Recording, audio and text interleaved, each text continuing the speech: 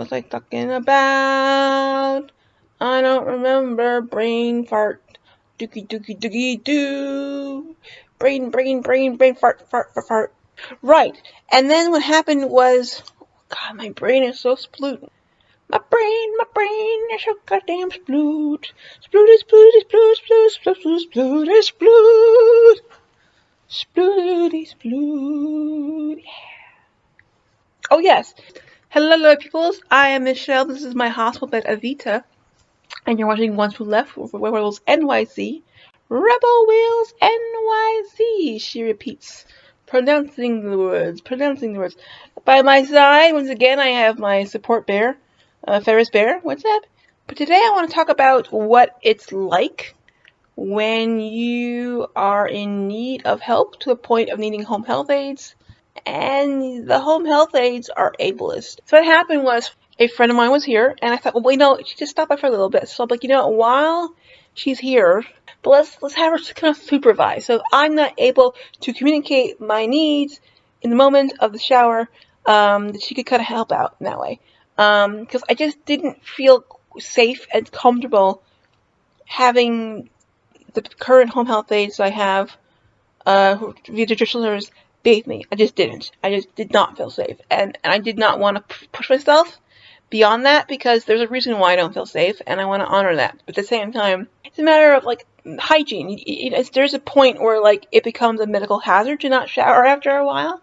So I was like, well, now's my chance. Maybe I can, do it. Because the thing is, with a shower, it's a bit overwhelming from a sensory level, which is why I always have a rule where I'm like, okay, before you do anything, let me know that, okay, now I'm gonna wash your legs, now I'm gonna wash your arms, and definitely ask for consent when you go to this boob region, and I also have a rule that I wash my hoo-ha and butt region.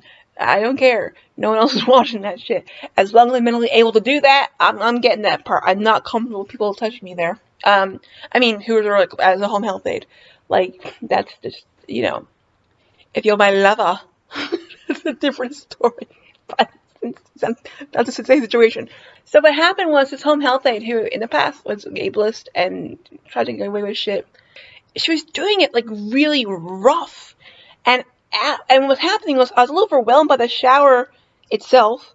And so I wasn't able to process that and then communicate my feelings sometimes. At the same time, this person was being really rough with me, and I was like, ow. And then it was really overwhelming and unpleasant, and it was rough to the point where even my friend was like, hey, you're being really rough with her. Be gentle. Why are you being so rough? And the thing is, though, when this kind of thing happens, people are like, Michelle, you shouldn't take that shit. You should call the agency and tell them what happened, right? You should ask for someone else. And people say that as if this is not the fucking standard. This agency has sent 3 people. 3 of these 3 people have not been fluent in English. One of them is really ableist. I don't think that even if I asked for someone else, it'd be I have to train someone else all over again, and it would be kind of a variation of the same shit. And I don't think people understand that. I'm not saying that it's always the case, but a lot of times, whenever I've had home health aides that I have not hired myself, ableism has been a big part of it. And that's why it's part of me hates needing help. It's so hard to get proper help without this whopping side order of ableism. And it's so frustrating, and it makes it so hard. People go, oh, it must be so hard to be mostly bedbound. And yeah, it's sure there are times where maybe it's isolating. But you know what? When I get proper accommodations, being mostly bedbound really isn't that bad. And there's times when, if I'm able to create, I actually lead a pretty fucking fulfilling life. But it's this shit when you have to deal with ableist home health aides. And it's not like you can just say, you're fired, leave my home, because you need them to get you food. That's what's hard. That's what's really hard, and that's what really it's been a source of depression. I think when you're in this kind of situation, it's very, very easy to internalize this shit and be like, damn it, if I wasn't fucking disabled, I don't have to deal with this bullshit. I hate being disabled. We're opposed to saying, if the system wasn't so fucking ableist, I wouldn't be dealing with this shit. The difference is hating on the system, not yourself. It also really, to me, shows the necessity, not only having the option of CDPAP, where the consumer, being like people like myself, are able to interview and hire our own people.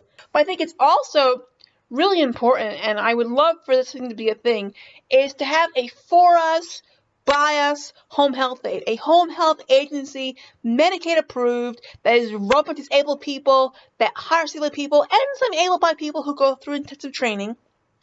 And so it serves our community. If I had more spoons, things that I would make a thing. Can you relate?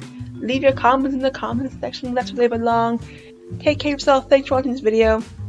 Hang in there, she says to you and to herself.